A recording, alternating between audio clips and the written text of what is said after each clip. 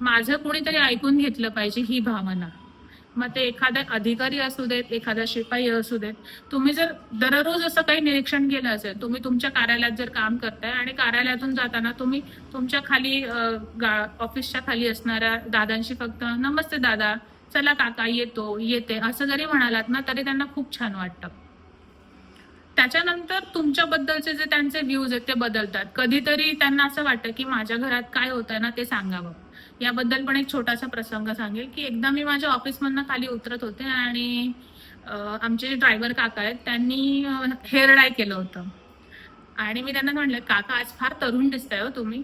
तर ते काकांना इतकं छान वाटलं, काकांनी अगदी त्यांच्या घरच्या सगळ्या गोष्टी सांगितल्या.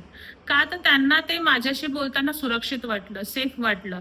आणि ही जी भावना तयार झाली ती अजूनपर्यंत तयार झाली. म्हणजे आज पण जर जाताना मी त्यांना हाय हॅलो केलं नाही तर ते मला विचारतात मेसेज करून, मॅडम आज काही बिघडलं होतं का, आज काही बिनसलं होतं का.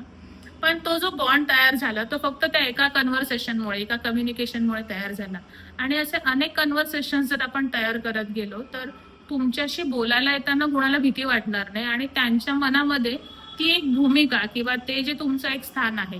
म्हणजे मी असं बिलकुल म्हणणार नाही की दुसऱ्याच्या मनात स्थान मिळवण्यासाठी तुम्ही ए करा, बी करा, झेड करा असं मी बिलकुल सुचवणार नाही.